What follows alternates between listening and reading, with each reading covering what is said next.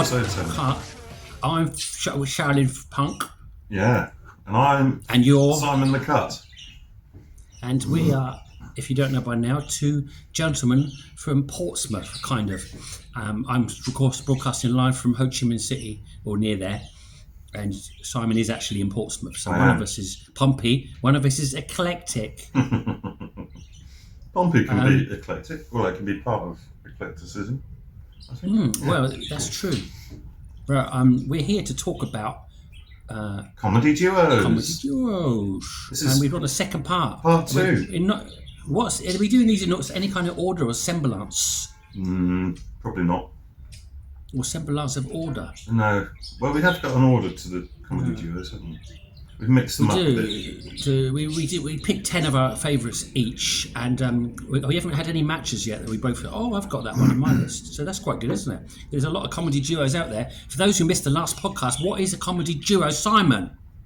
What is a comedy duo? Well, we talked about quite a few things, didn't we? We said there was normally a straight guy and a funny guy, and it's about the differences between them. The interplay between the differences in character, but it doesn't always have to be a funny guy and a straight guy, as we will see. If we manage to squeeze in black books later, then you'll see it can be a misanthrope and a sort of black books. A visionary. So far, we've had fat and thin, we've had little and large, not the little and large duo, but the sizes. Yeah, short. We've had old and young. Yeah. We've had all kinds, but it's usually we find these two opposing opposites. The remembers, and we had a father and son as well, which is the young and old. Carrying on with the family theme, my next pick for comedy duo is a very famous one. It's been awarded the best comedy from England many times over, and it's to do with two brothers. Any idea who this could be, so Mr. Eddie? Is it, not that I know because I prepared the list, but is it the Chuckle Brothers? You're wrong. Who is it? Del Boy and Rodney. No. I got you. Character brothers, not real life brothers. Yeah. Well, this is two actors. One is called David Jason, and the other is called Richard. Is it Richard Lyndhurst? Nicholas. Nicholas. Oh, God, I got names wrong. Yeah. Sorry, Richard. Sorry, Nicholas. Anyway, they play two brothers in this show called Only Fools and Horses. Very famous show. You must have seen it. If you're British and watching this, chances are you've seen it. But yeah, they had a significant age gap. Yeah. Not as huge as the steptoe and son and that's normal to have a dad. And anyway, I digress. All I can hear is your budgie in the background.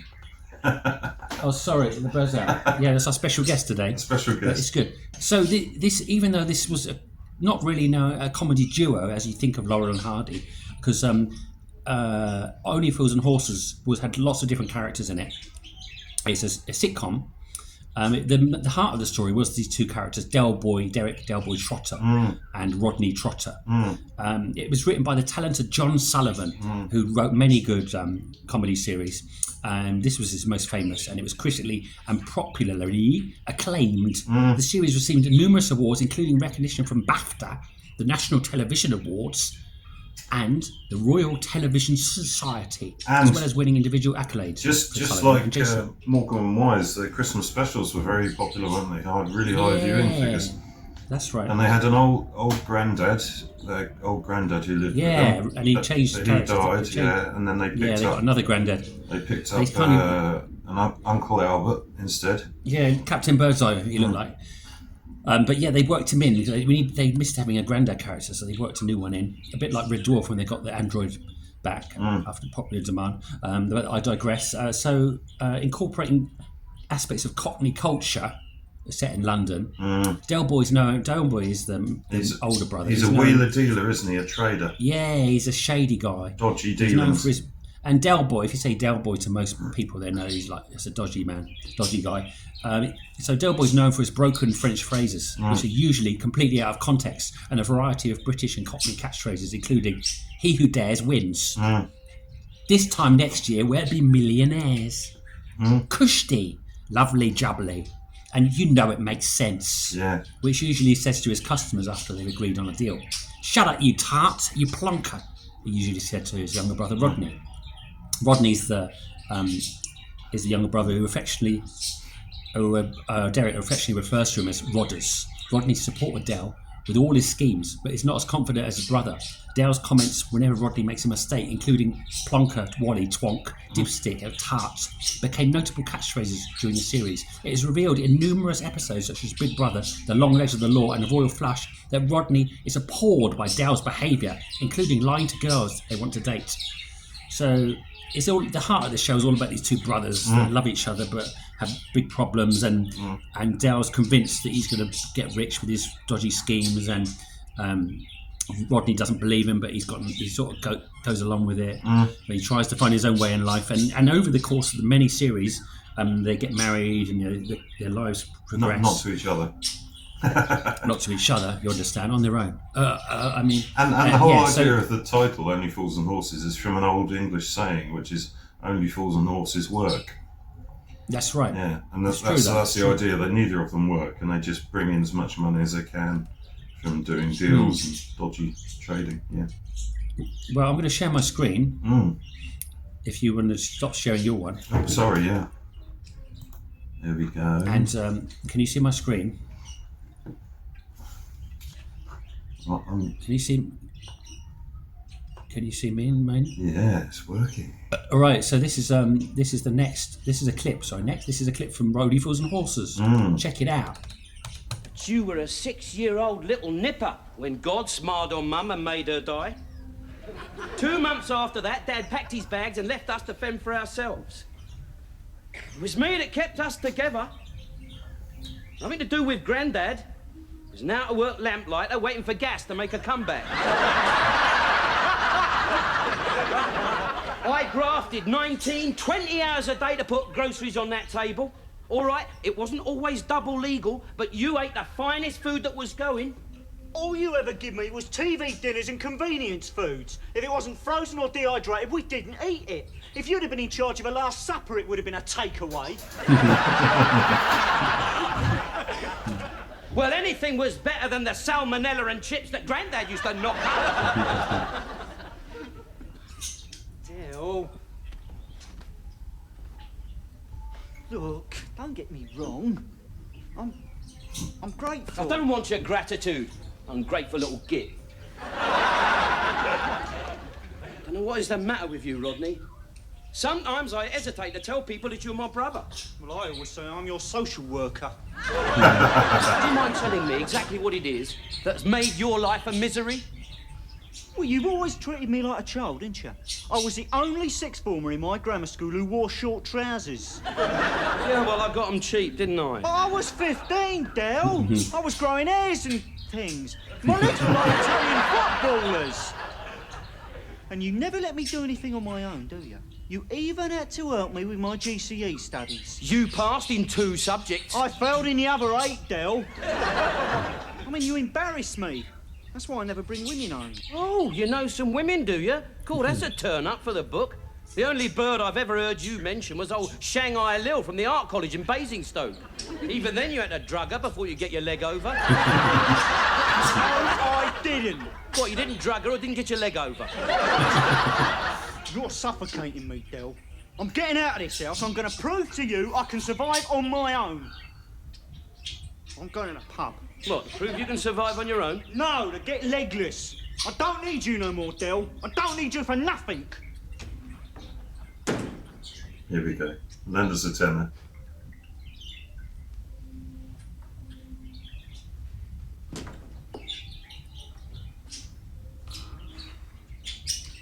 Dell, I was just wondering.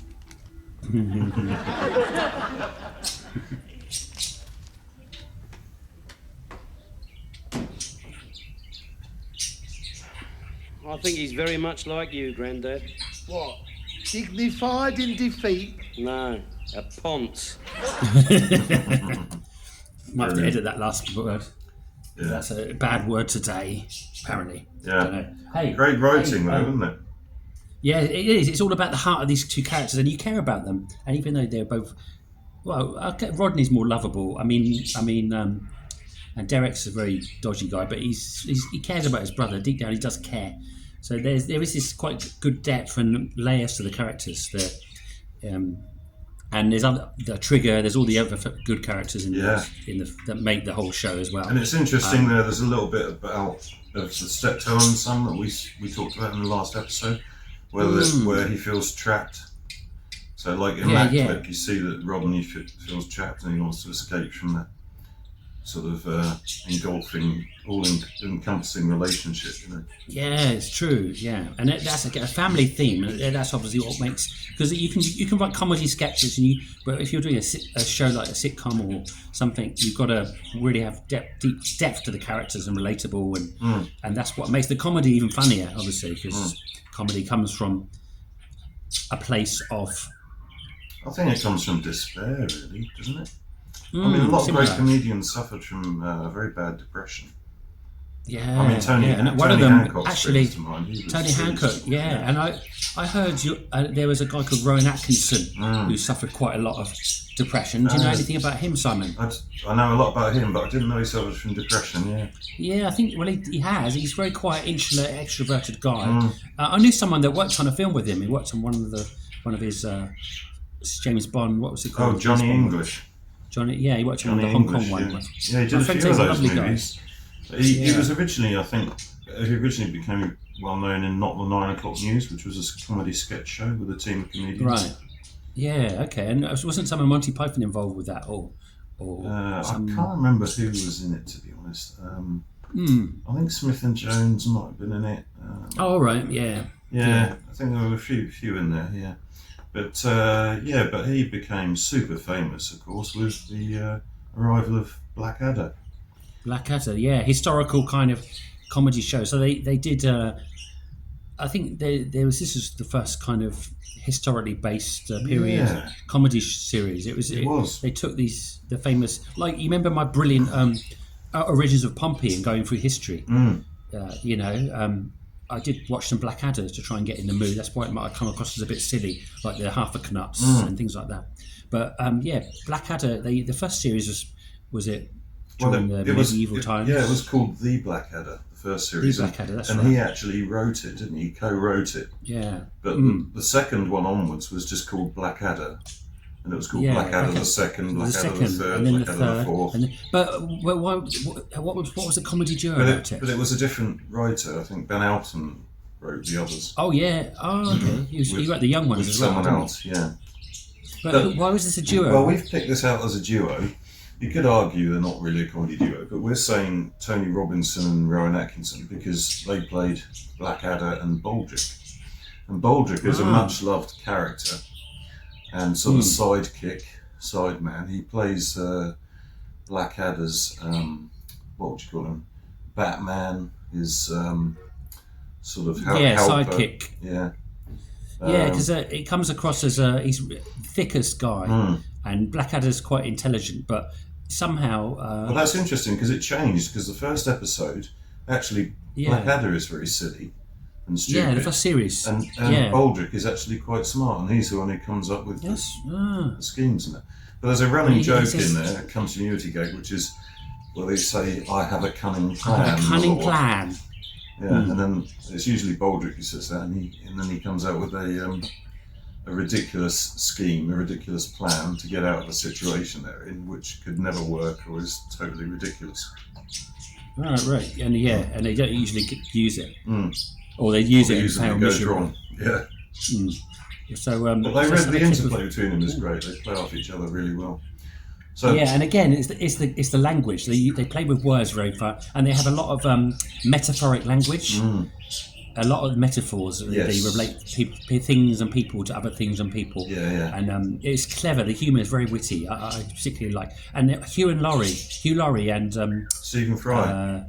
Yeah, they appeared in it a lot. We might come to them. They were in it a lot. And Rick Mail was another one we're going to cover. He was in it. And Adrian Edmondson made an appearance. Lots of famous people. Rick Mail played a bit part, I think, in most series where he usually played someone called Flashheart, who was like a really bold, brave, over-the-top, vain character. Yeah, like a Biggles, but with a bit of raunch. Yeah. But in the first series, he played Mad Gerald. Do you remember that? Oh yeah, that's true. The first series was very different. It was still good, but as it matured as it went on, and the fourth, they did another one later on, but the fourth series was set during the First World War, and that's what we're going to see a clip of. It was here's an example of some Blackadder-ness. Yeah, a lot of people faces. think this is the best series. This is the last series Blackadder goes for. Or they did one more, back and forth. Oh yes, they did a couple of short ones or a couple of odd ones. Yeah, but so this was about them being in the trenches in the First World War. It's very clever and very historically accurate as well. Really good. Yeah. Trick I picked up in the Sudan. We tell HQ that I've gone insane, and I will be invalided back to Blighty before you can say wobble. A poor, gormless idiot. Well, I'm a poor, gormless idiot, sir, and I've never been invalided back to Blighty. Yes, Warwick, but you never said wobble. Now, ask me some simple questions. Right. What is your name? Wobble. What is 2 plus 2? Oh, wobble, wobble. Where do you live? London? Hey? A small village on Mars, just outside the capital city. Wobble. All the men present and correct, sir. Ready for the off, eh? I'm afraid not, Lieutenant. I'm just off to Hartlepool to buy some exploding trousers. Come again, sir. Have you gone barking mad? Yes, George, I have. Cluck, cluck, gibber, gibber, my old man's a mushroom, etc. Go send a runner to tell General Melchett that your captain has gone insane and must return to England at once. But, sir, how utterly ghastly for you. I mean, well, you'll miss the whole rest of the war. Yes, very bad luck. Beep. Right. Beep. Now, Baldrick, I'll be back as soon as I can. Papa. Whatever you do, don't excite him. Fat chance. Now, all we have to do is wait. Baldrick, fix us some coffee, will you? And try to make it taste slightly less like mud this time. Not easy, I'm afraid, Captain. Why is this? Because it is mud. We ran out of coffee 13 months ago. So every time I've drunk your coffee since, I have in fact been drinking hot mud. With sugar. Which of course makes all the difference. Well, it would do if we had any sugar, but unfortunately we ran out New Year's Eve 1915. Since when, I've been using sugar substitute. Which is? Dandruff. Brilliant. Still, I could add some milk this time. Well, saliva. No, thank you, Boric. Call me Mr. Picky, but I think I'll cancel. That's probably because you're mad, sir. Well, quite. I love it. You can watch. It's one of those shows that just hooks you and you can watch it. Beep. But it's so Beep. accurate. I mean, even like Papa. the last episode was quite poignant towards the end, wasn't it? And so they started off trying to get out of the war, going over the top of the trenches. And then they finished with lining up and having to go over the top, and it was all sort of melancholic and poignant, and it was. And great. then Baldrick said, "I have a cunning plan," and they said, "Not now, Baldrick." And then it got really serious, and I was like, "What?" And poignant, and then they go over the top, and it's just so. After all that comedy, it just ends on this really tragic sad note. I think it really captured the sort of sense of madness about the way men were getting slaughtered in the First World War by the thousands. And yeah, well, it wasn't intended to have that ending apparently, but they put it in at the last minute. And they just had like a brainwave that should end like that. So it's beautiful. Excellent note. And interestingly, Chris Barry was also in that. Chris Barry of Red Dwarf and British Empire fame, and Spitting Image. It was in which one? The fourth one? Can you remember which character it was? No, it was in the third one.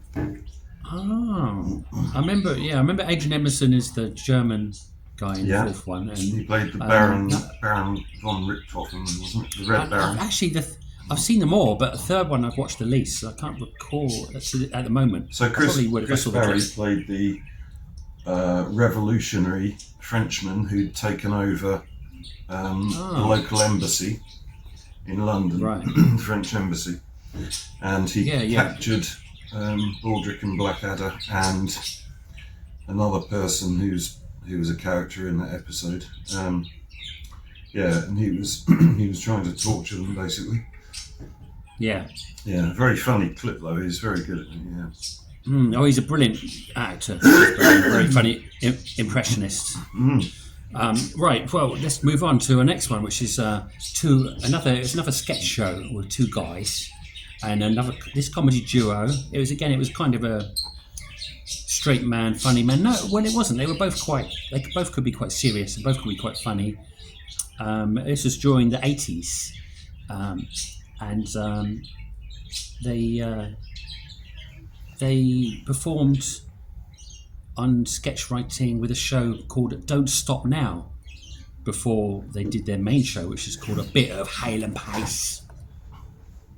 They also appeared in The Young Ones 3 times in the episodes Flood, Nasty and Time. So they were in a lot of shows before they got their own special. And 1986 Christmas they did this special, and then that ended up with a full series in 1988, and it won the Silver Rose of Montreal as well as the Press Prize. So it's ITV. This was Channel 3. I never called it Channel 3, but it's the third one. And we had 4 channels back then. Yeah, we were spoiled for choice. Yeah, they were in that brilliant Gravedigger sketch in The Young Ones, weren't they? Yeah. Do you dig graves? The woman walks along and says, "Do you dig graves?" Yeah, they're all right. Yeah. But I remember Hale and Pace mostly as these stone-faced bouncers, and these like little kids as well. They were quite good. They weren't massive like some of these others, but they were well known and well liked for their time. Let's have a quick look at some Hale and Pacery. I have to say, I'm not a fan, but let's have a look at it. A lot of people want. I quite like them. That's what's on my list because, and especially this was one of my favourites. Mr. Plumbery, the butcher.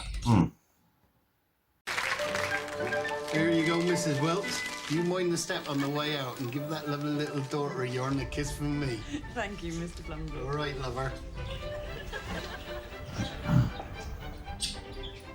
Hello there, young Anthony. Hello, Mr. Plumbury. Your van is passed on a yellow line. I'm afraid you're going to have to pay a fine. Oh, dear. How's your mum? She's well.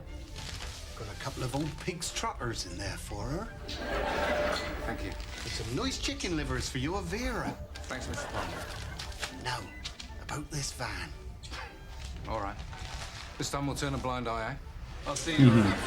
Bye then. Bye-bye.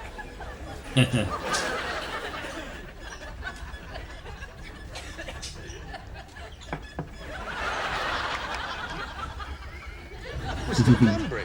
Hello there, young Anthony. Couple of chump chops for you. Yeah. All right, carry on.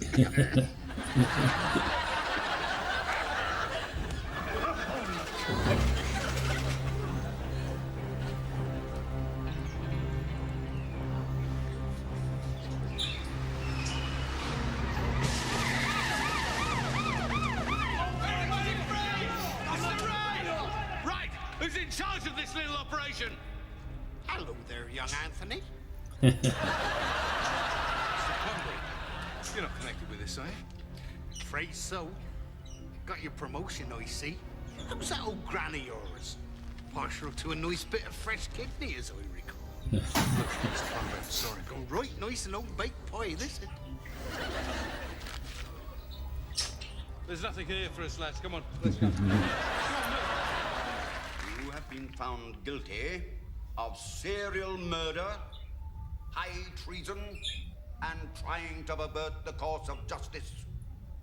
I have no alternative but to give you 25 life sentences to run concurrently.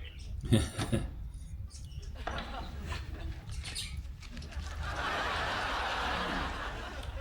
bit of sirloin. Suspended.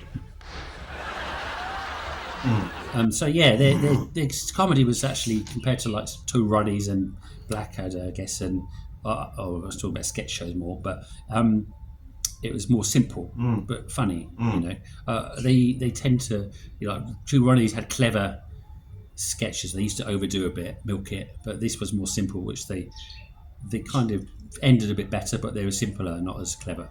It had its place. I mean, the working class lads like a bit of Hale and Pace more than the people that like Stephen Fry and Hugh and Laurie, bits of Fry and Laurie. I remember it being popular at the time, but to me, they didn't stand out from the crowd. So I would put them among all of the other comedy duos of that era, like Cannon and Ball, Little and Large. They were all. Yeah. Smith and Jones. All of those ones. All those. None of those really stand out for me from each other. They were just the stock comedy duo of the time for Saturday nights.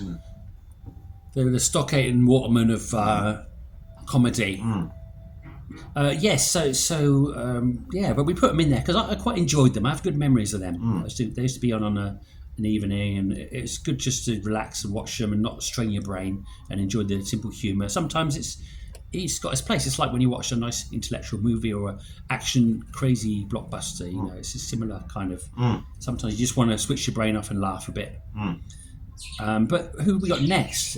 Which is our number 10. So we're halfway there. I don't know. You've got the list. Who's up? Well, I'm thinking you would know because it's two really cranky weirdos. They did the most weird, bizarre, abstract, off the wall humour ever from England. Is this Reeves and Mortimer? Yeah, Reeves and Mortimer. Yeah. I'd say they were weird. I kind of used to watch it and go, "What the?" Yeah. See, again, I'm not a big fan of theirs because I just feel like they've only really got one thing that they do, and that's just they just make up stuff as bizarre and weird as they can think of. But I started watching this. It's quite original, though. You've got to give them credit for innovation, I think. Oh. There's nothing copied from anyone else, really. Yeah, it was very unique and original. And I started watching this show, Owls Out of 10 or something. I've forgotten what was on it. Paul Merton was on it. 9 out of 10 cats? 9 out of 10 cats, not owls. I'm thinking of... but yeah, Reeves was on it, and Morton, one of them, and he was actually so funny. And he had a really amazing kind of sense of humor. He told his stories, and I went back and watched Reeves and Mortimer again, and actually clicked more. And the more you watch it, it's a bit like Fast Show and some of these catchphrase shows, but not. It's different. The more you get used to the humour and you get used to the weird stuff, and it starts becoming clever, and you see actually there's some genius in amongst all this weirdo-ness. I think we should give an example because the only way, if you haven't seen it, is I remember seeing them on that show where they had Ulrika Johnson on there, and they just kept going on about her all the time and sort of doing silly stuff around her and trying to show off as if they were trying to pull her, Well, I don't blame them there. Yeah. Anyway, Reeves and Mortimer, let's have a little look. Sunderland Independent Film Corporation presents Falling Down with Michael Douglas. I've set Wow. the scene. He's been stuck in his car I'll and tell it's you a that, hot you. day, so he's got a real knack on. I'm telling you. Now listen Sunderland. up. He's already started a couple of rough lads on a mound somewhere near this job. But oh no, he's going over to the local shop, and the bloke in there is a well-known bloke for overcharging. Well, what is going to happen when Mr. Michael Douglas goes in this shop? Yeah. Who? It's hot. What do you got to drink in here? Have a look and drink tablets. Yeah, we'll take a little. No, tango. That'll be £1. £1 for tango? I've only got 50p, okay? I'll take, Panda Pop. Panda Pop, 70 pence. 70? I can get 4 for £1 in Londis. Oh, yeah. What goes on this then? I'm not bothered. That's your attitude? Ha! I'm not worried about that. It'll come back in shape. Yeah, well, it's a hot day out there. How about this? Blow my top head. Yeah. I'll never get shape back. Get out of here, you daft swat. Here's your 25p. You daft swat. The topic of right. Good luck, Mr. Michael Douglas. Good luck. Wow. Michael Douglas, Well, that's quite interesting because there's a few things we can take from that. Because it's basically, if you're not from England and you don't know the northern accent, the Sunderland is kind of mocking and riffing on the northern people that are loud and brash. And it's also... and the American film Falling Down. Yeah, he didn't lose his cool. Because if you haven't seen the film Falling Down with Michael Douglas, one, I used to think of our mate Graham Marsh as the same guy because he used to wear this white shirt and have the similar haircut. And he used to... when we were at the Portsmouth iTech, and I always thought one day he had this weird calmness. I thought one day he's going to lose it. So, and in the film, he loses it in a McDonald's type establishment because they won't serve his breakfast. It ticks over to lunch, and they're like, "We can't do that." And he's like, "Really?" And he's had a bad day already and left his car behind in the big traffic jam. That happened to me and Greg's the other day. Oh shit! But I stayed perfectly calm. Yeah, but I didn't get my bacon roll because I'd missed breakfast. How long did you queue up for? Oh, I was the only one in there. It was all right. Oh, that's all right. Well, but in Michael Douglas's case, he pulls out a gun and points it at the guy and says, "You better get me my effing breakfast, mofo." And they get him his breakfast, I think. But he does it quite nicely, doesn't he? He's very polite and he's like, "No one's going to get out. I'm not doing anything. I just want some breakfast." Well, he's pointing a gun at them. The little guy of the two, the guy running the shop in that clip, he was I think I heard a story. It was on that Cats show. He said he didn't. It was the other guy. I'm not sure which is which. I think it was Mortimer's the short guy, wasn't he? Yes, yeah. Mortimer's, yeah. Mortimer said the other guy was quite famous on stand-up, and he used to get Mortimer involved in his stuff, and they made really good friends. And he got him on the show, and he never acted or done anything, like being on TV. And he forced him to be on the show, and it got a hit. He's actually funnier than Reeves, I think. Yeah, I think so. I think. And then remember they did that song Dizzy, that cover of Dizzy, and that was #1 in the charts or something. And they did a lot of stuff, and they were quite big in the day. And quite weird, but that clip didn't really show how weird they are. The other stuff's much weirder. It's definitely just about bizarre stuff and the avant-garde, isn't it? The crazier they can make it, and the more original they can make it, the more they like it. You know. Yeah. I suppose it has its place, but it's not really my cup of tea. I don't think. Yeah, it's not my cup of bother either. Fry and Laurie. Also not really my cup of tea, but I thought I'd slap them in there. Yeah. Stephen Fry and Hugh Laurie. You just saw Hugh Laurie in the Blackadder clip, who played the skinny kind of sergeant. Do you know what? I don't remember a single sketch from their show. A bit of Fry and Laurie. But, I remember a couple. But I remember all of the stuff they did in Blackadder because they were superb on their own or when they were in a scene together. They were brilliant. Absolutely brilliant. Fry and Laurie, although they had their own show like Hale and Pace kind of thing, but it was much more upper class and intellectual. They're a bit of two Ronnies, kind of cleverer humour. They were both Oxford or Oxbridge graduates, very posh. Cambridge, yeah. They were in Footlights. Cambridge Footlights. That's right. They did Monty Python. Yeah, which was the local theatre group. Yeah.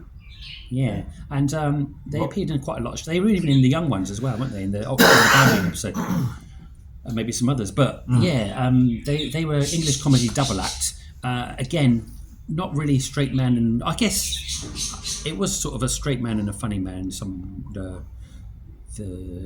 know. Stephen Fry was more the straight man. Usually, I don't know if you could. It varied. I don't think you could pick that out really. I think they were quite similar, unusually quite similar. But did you know they met in 1980 through a mutual friend called Emma Thompson? Yeah, she was in Cambridge Footlights as well. Yeah, and she was in the Bambi episode, I think, as well. Was she? As one of the. Was she? I'm sure that was her with when they all were going to smash the Oiks. I think she was in it. Oh, I think that might be her. Yeah. Yeah, I think that was her. I can't confirm it tonight. It's Please Ben post in the Alton, comments. isn't it? It's Ben Alton, Emma Thompson, and Fry and Laurie, who were the rich kids team on University Challenge. It worked well. They worked well as posh, and this show was like. It ran for 4 seasons with 26 episodes, including a 36-minute pilot. As in the two Ronnies, elaborate wordplay and innuendo were staples. It frequently broke the fourth wall as well. Characters would revert to their real-life actors mid-sketch, or the camera would often pan off set into the studio.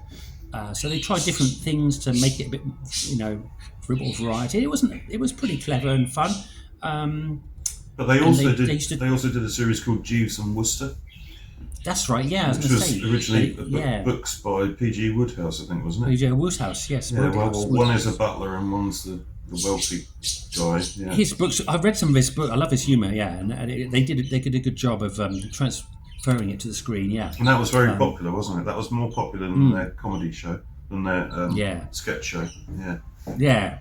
But I could have shown some of that, couldn't I? But anyway, we got us a bit of. This is quite a good sketch, actually. This is called Psychiatrists. Oh shit!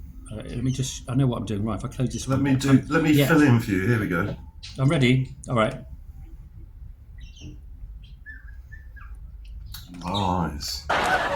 So, I think it would be useful if we started by your telling me something about your state of mind at the moment. How would you describe it? Would you say you were happy or depressed? Confident or unsure of yourself? What words would you use to describe your mood, would you say? Take your time. Fascinating, absolutely fascinating. Your problem seems to center around the delusion that you are a psychiatrist. And that everyone you speak to is a patient of some sort. This is a rare but not unheard of syndrome. I think perhaps it'd be helpful now if we talked a little bit about your mother. What are your feelings towards your mother? Extraordinary, really very intriguing. Now, why mother? Was your mother affectionate towards you when you were small? Affection? Affection? That's interesting. I wonder why you chose that word particularly. I think it would be helpful if you told me at this point, if you can remember, whether or not you were breastfed as an infant. Already you see we're focusing in on breasts. Good, good. Now, how do you feel about breasts now? Do they frighten you? Because again, this is quite common. Breasts and fear. Oh, now that is very interesting. Breasts and fear. Fascinating association. Where do you think your father fits into that association? Right. Absolutely classic father. All right, so let's imagine a line, shall we? We have fear at one end, breasts at the other.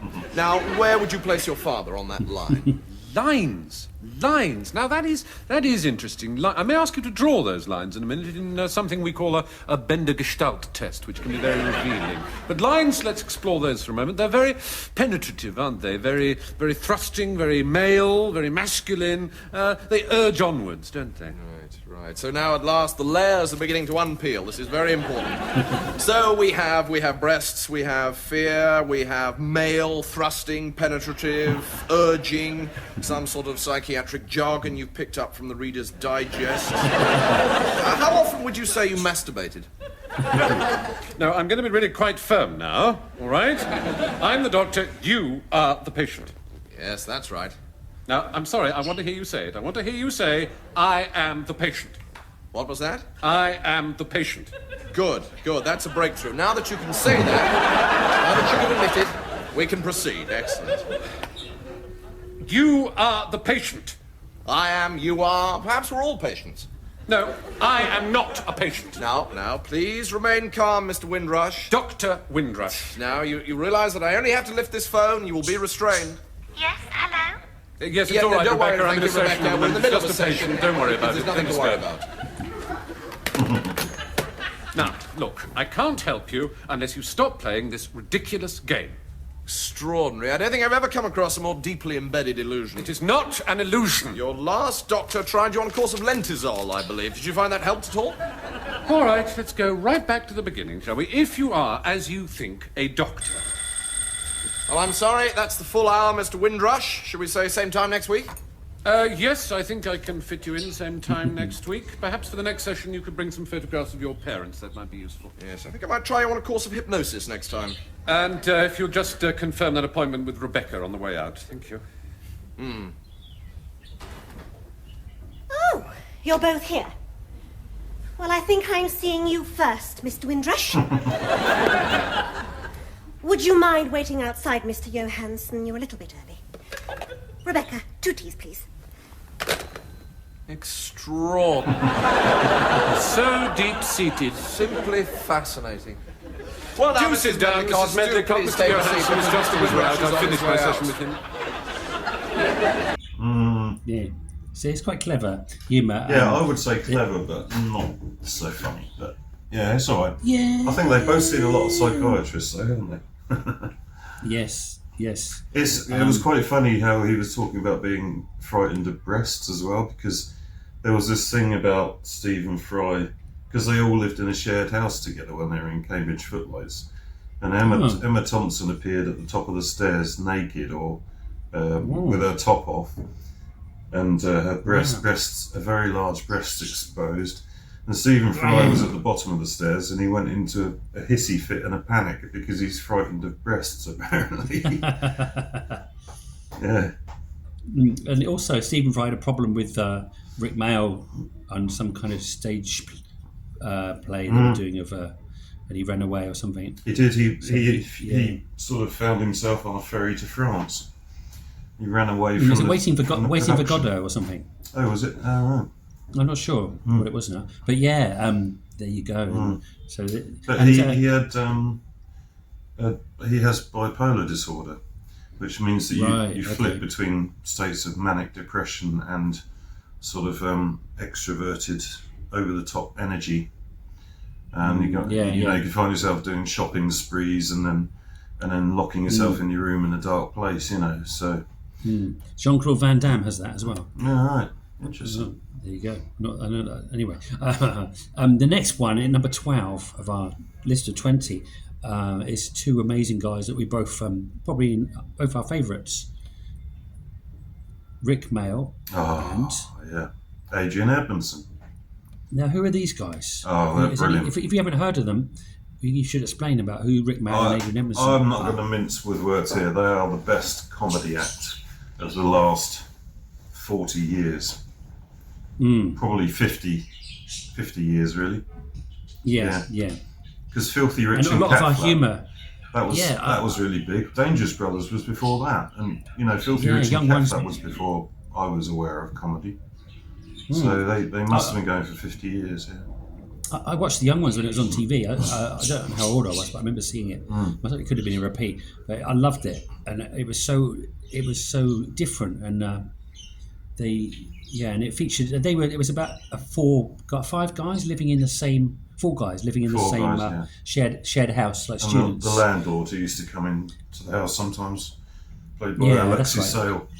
Yeah, okay. And we had the hippie, we had Mike the cool person, and we had Rick and Adrian, Vivian and Rick, respectively, and they all kind Vivian of was very different. Was what do you call it? A punk. Yeah. Yeah, and Rick Mayall was like a poet anarchist who hated the government and loved Cliff Richard, the singer. And then years later they did another show together called Bottom. And which is super. I think we should. Well, I think we should show. I was going to show a clip from The Young Ones, but it's my favourite clip of all time. But I might save that for the end of the next pod because that's an honourable mention because Adrian Edmondson's not in that. But we do have to just mention that Rick Mayall died a few years back, which was a real quite a long time ago now. Yeah, it was. I've never really been that sad when a celebrity type person or figure has died, but Rick Mayall really hit me because I just loved his comedy and he was really. He did some good shows on his own, didn't energy. He? Did some serious acting as well. He was in Rick Mayall Presents. The New Statesman. That was good. Yeah, quite a big show. Alan Bustard. Yeah. Yeah, but Bottom was probably one of the best. It's very slapstick, and it had a lot of nods to kind of do you remember the old. Do you remember Kevin Turvey Investigates? Yeah, Kevin Turvey. That was Rick Mayall as well. Investigates. Yeah. That was him. Yeah, that was good. Yeah, but Bottom was probably the best. Definitely, the pinnacle. Yeah. And this is a scene when they're going into a sex shop. Oh yeah. Because they met these two girls. They're going to meet some. What exactly happened? You remember they were moaning about the fact because they're basically two 40-year-old virgins, and they're always one of them is and they always want to get off with women, and they never quite manage it, and they basically got no money. Neither of them work, and they live in a flat together, and they're reading the newspaper, and they're looking at the wanted ads like for relationships and stuff and dating ads, and then they see this advert for pheromone spray, and they think you can get it in a bottle. Yeah, if we can buy some of this, spray it on, and then go down the pub, and we can pull some women. Yeah, and that's where the fun begins, really. So they're going to the sex shop to try and procure some of this mystical love spray. Let's see what happens.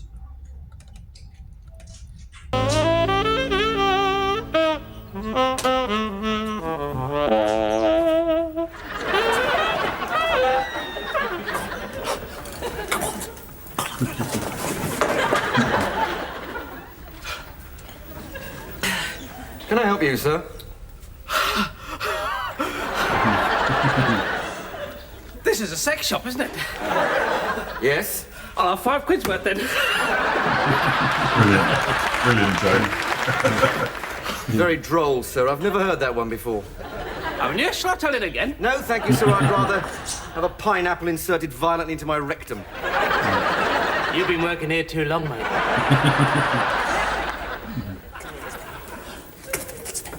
Can I help you, sir? No? Do you wish to purchase anything to assist you with your sex life? What are you implying? That I'm some sort of sexual inadequate? I have a very full and rich and varied sex life, thank you very much. I don't need anything from a shop like this. Would you get out then, sir? No. Why not? It's a secret.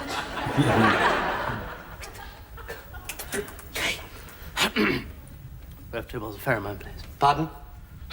2 bottles of pheromone, please. Pheromone! Oh, yes, that's the sex spray for inadequate men who find it impossible to attract women.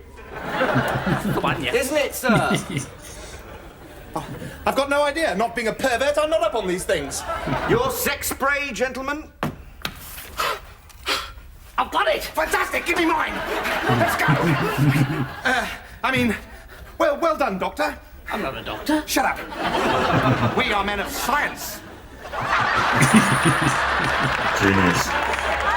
We live our lives on a higher plane than you do, Buster, where truth and purity and virginity are the only things we respect. That's right, Richie. Let's get back to the flat, bung a bit of this on, get down the pub and see if we can pick up some birds. Yeah!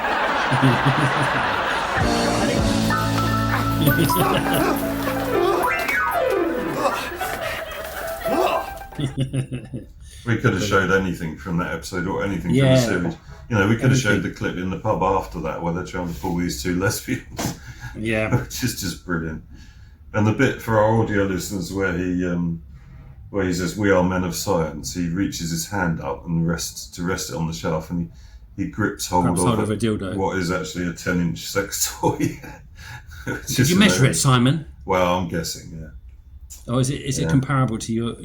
I'm not. I wouldn't say I wouldn't say it was a skill to estimate the size of such objects, but yeah, no, it's great. But yeah, it? And they managed to create a comic book, a cartoon out of this, because it's live footage of 2 comedic actors, but. You know, it really is like a cartoon or a comic book, I think, you know. Yeah. And the fight scenes and the choreography and the stunt work and so much of it is just like the energy. Yeah, well, they always had that between them, because you see it in the young ones with the violence and in Filthy Rich and Cat Flap, but then, and the Dangerous Brothers as well, you know, it was always there. But I think in Bottom they had totally perfected it. That scene, if you ever get the chance to see, in series 1, I think, called Gas Man. Yeah, I love that one. Where the gas man comes around and they've wired in routed in a illegal gas pipe from the neighbours. And they end up bludgeoning the gas man, they think they've killed him, bludgeoning him to death to get away with it, you know, while he's checking their meter. And they just keep hitting him. Well, Aid Edmondson's got a frying pan and Rick Mail's just using his fist, and the guy's on the floor, and they just keep hitting him again and again and again. It goes on for ages. Goes on ages. And the first time I saw it, I just could not stop laughing. You know, it's just utterly perfect slapstick. Absolutely brilliant. It is. Yeah, I love the whole bit where they're sneaking into the next door neighbour, Mr. Rottweiler's house, and trying not to make any noise. And it's just so stupid. But bloody hell, they're doing it. Yeah. I'll get my camera. You've got to watch it. That's one of the funniest ever episodes of anything ever. It is, yeah. But next, we've got to move on because time is fleeting. Harry Enfield and Kathy Burke. Now, these are 2, I would say Harry Enfield is a genius as well, in a different way. He was a master of the sketch show, and creating these characters. He got really famous with that character, Loads of Money. Do you remember him? Loads of Money! Where he used to wave around bundles of tenors and shouting, loads of money, loads of money. Yeah. He was a comedian, actor, and writer and director, and his show was called Harry Enfield's Television Programme. And he worked with some other guys, some other people, a guy called Paul Whitehouse. Who was a genius. Who was another genius. And a brilliant actor, by the way, a character actor. Yeah. This is the guy who Johnny Depp worked with briefly, and Johnny Depp said he's the best character actor he's ever met or ever seen perform. There you go. Yeah. Yeah, just because they're on TV don't mean they're shite. So Harry Enfield had a lot of characters. Kevin the teenager, loads of money, Smashy and Nicey the Scousers, Tim Nice but Dim, Mr. and the one I like. You don't want to do it like that. You want to do it like this. As well. When I was a kid, that was my favourite. And he was like the annoying dad. The teenager one as well. What's that one? Kevin, yeah. Well, and that was funny. Is that Kevin? Yeah, it is Kevin, isn't it? And then Kevin. they did Kevin and Perry after that. Yeah, he was an annoying teenager. He was so hyperactive. And then they did an episode in a later series where he changed to a teenager. Yeah. And it's like a horror movie. It was like a Doctor Who transformation from... Yeah, he's lost the use of his arms and his speech. He's becoming a teenager. Yeah. And then he became a teenager. And then his best mate, Perry, was played by as a boy, but played by a girl called Kathy Burke. She's brilliant. You just wouldn't know it was a woman. I think she's fantastic. Yeah, and so funny. You know Kathy Burke. She's an English actress and comedian. Brilliant. Yeah. First, and she was in Absolutely Fabulous as well. And was she? I didn't know that. Okay. Yeah. She starred in Gimme Gimme Gimme. Oh, I liked that. That was brilliant. Yeah. But she was also. But she also won the Cannes Film Festival for her role in the film Nil by Mouth as well. So she got a prestigious award. Yeah, really Best Actress. talented. Yeah, excellent. And she got a BAFTA. Yeah. Oh, I mean, but she teamed up with Harry Enfield and did some characters. She did the Kevin and Perry one, which also did a movie, which is hilarious. It's so good that somebody backed them financially to do a movie, which is impressive, isn't it? For these days, for comedy duos, there's not many that transition into films. Yeah, and one of Harry Enfield's most memorable segments on this sketch show was that of the slobs, Wayne and Waynetta. Also, Kathy Burke and Harry Enfield. Yeah. So this was about a benefit-dependent lower-class couple with a lack of personal hygiene who spend most of their time smoking cigarettes or eating pizzas. Yeah. Wayne and Waynetta argue constantly about everything, including the name of their child, who eventually named Frog Mellor. Oh, that's right. Exotic. I was trying to remember the name. It's brilliant. Isn't it? So they were brilliant. Here's an example. Let's have an example of the slobs because they were really cool. What time's bottom on? It ain't on anymore. It's Newman and Bedell instead. Oh, well, let's watch that then. No, Wayne, it's too intellectual for you. Well, they say Willie sometimes, don't they? No, Wayne, they're from Cambridge University. They say Penise. Penise? Yes, it's posh for knob. Anyway. What are you doing? I am turning the television off. What? Why? Because every night since we've got married, all we've done is watch television. Yeah, so what? So tonight, for a change, I thought we'd have it off.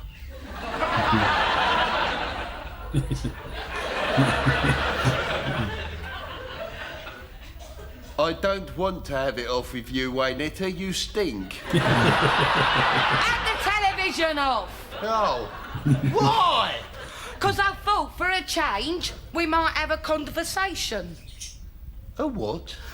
A conversation. All right, then you start. Right. Thinking. I wonder what the weather will be like tomorrow. So do I. Let's turn the telly on and find out. No, Wayne. The weather forecast ain't on for another couple of hours. Well, let's turn it on now, lest we forget to watch and miss the forecast completely. No, Wayne. Let's try politics. What do you think of Blair, then? I think he's very good on Give Us a Clue. Not Lionel Blair, Tony Blair. Who's Tony Blair? He's the leader out of the Labour Party. Who's the Labour Party? Oh, never mind. Let's try art. You don't know nothing about art. I have a smattering of knowledge. All right, then name a painter. All right. Pistachio. Turnip. Vangelis. Vangelis. Dick Van Dyke. Let's try literature. Did you enjoy the last book you read? Not really, no. I gave up halfway through. I found the plot a little complicated. Did you, Wayne? Yes, I did, Wayne Etta. Oh, what a crying shame. And what was this book? Spot the Dog. Yeah, there's an example of the slobs. They're brilliant. I love them. And the scary thing is, there are actually people who are like that. Yeah, I want to show you another little clip. I want to have a little. They little walk clip among because- us. Yeah. What's that? What? What? Oh, this is another clip. This is Kevin and Perry. Oh, you got to see this. This is the same two, but they're playing kid. They're they're growing up teenager. Kevin and his mate Perry. Kevin! Kevin! Kevin! Kevin! Kevin! What? You know Mary Parsons coming to see me? Are you listening to me? Yes! Well, she's bringing Lucy with her. Oh, come. I'm going out. No, Kevin. I want to have a proper chat to Mary, and I want you to look after Lucy for the afternoon. Bloody hell, Mum, why? She's your bloody friend, no! Come on, Kevin, you've always got on fine with Lucy. I haven't bloody seen her since I was 6. Kevin, I want you to behave. So unfair. Hello, Mary. Come in to see you. Hello, Kevin. How are you? Oh, Miss Parkin, very well, thank you.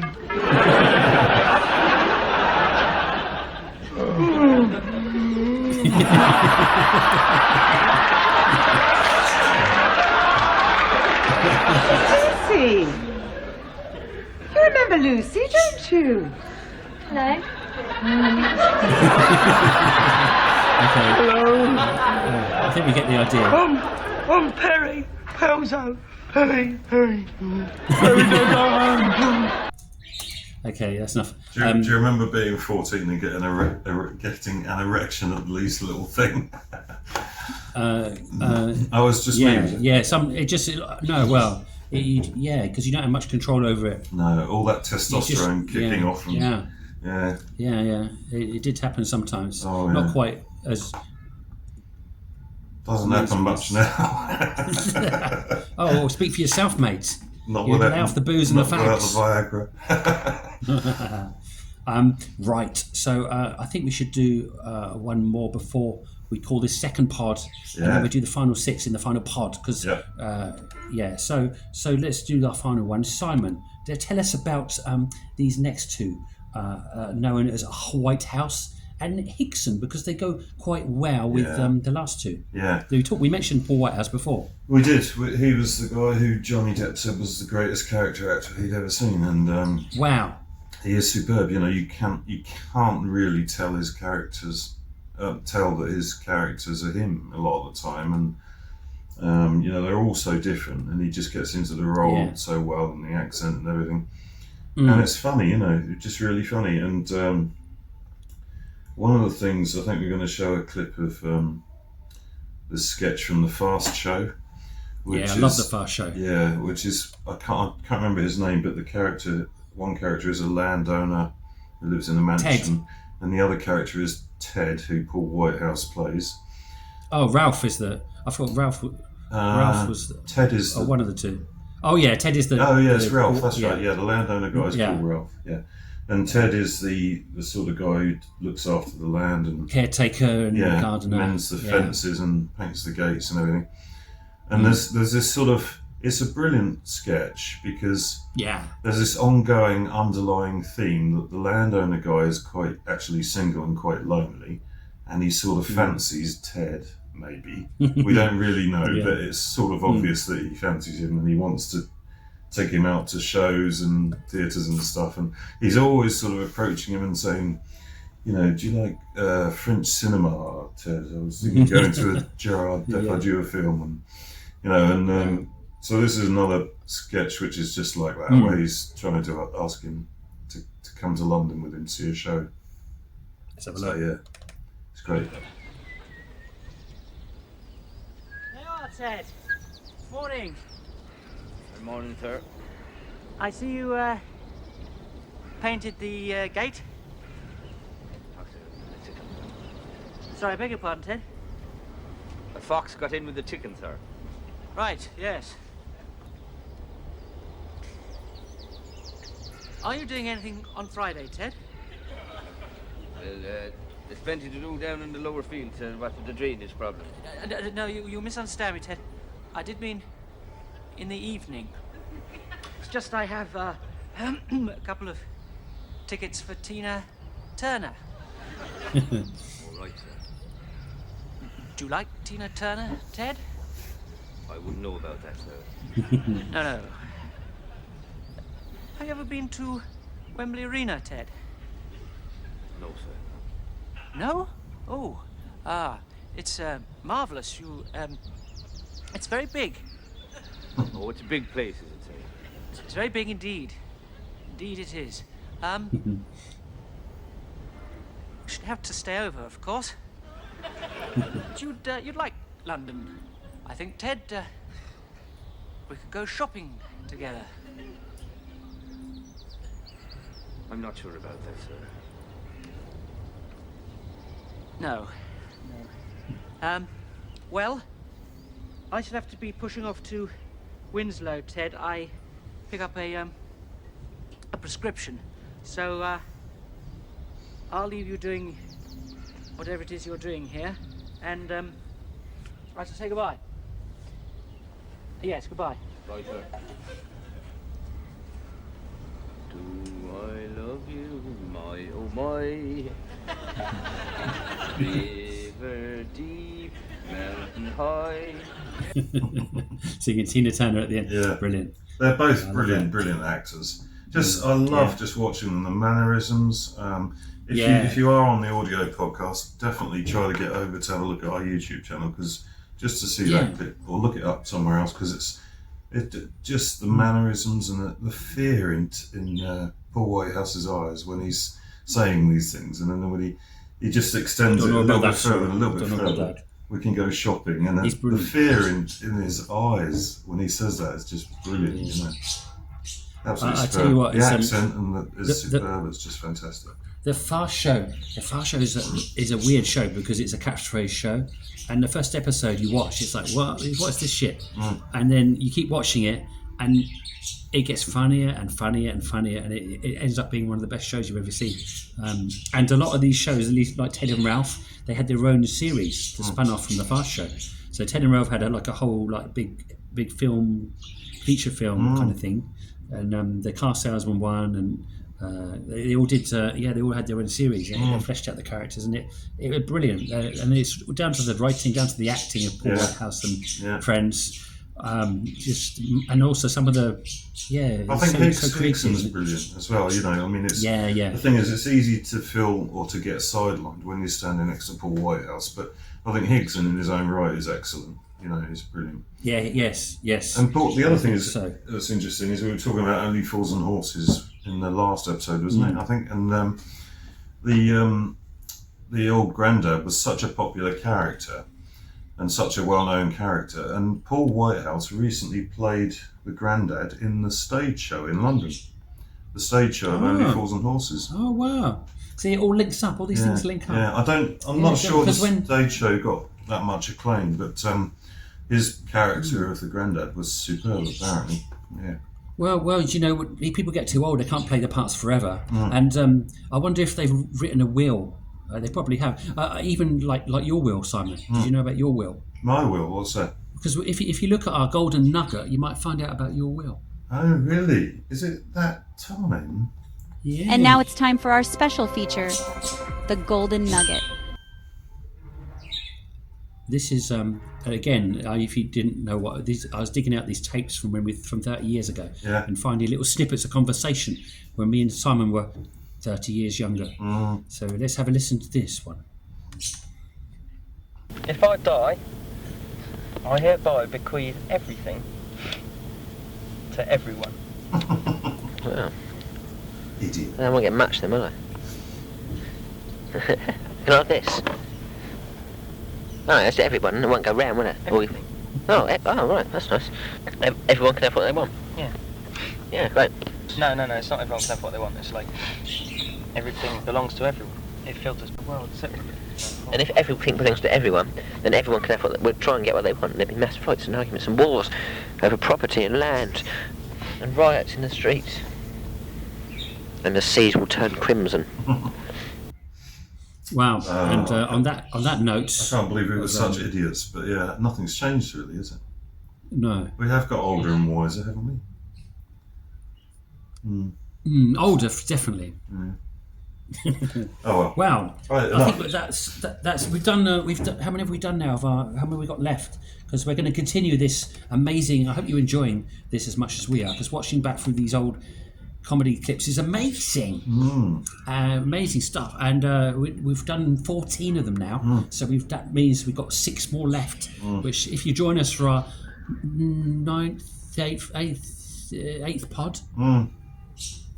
Yeah, it'll be the 8th one will be the 3rd part, and we might even have a quick guess, a pick of our favourites and fight over them. Yes, do a top 10 or a top 5, maybe. Top 5 of all, yeah. Let's see what happens. But please comment below, like and subscribe, because we are the Pompey Eclectic, and we are cool. We are. We think so, anyway.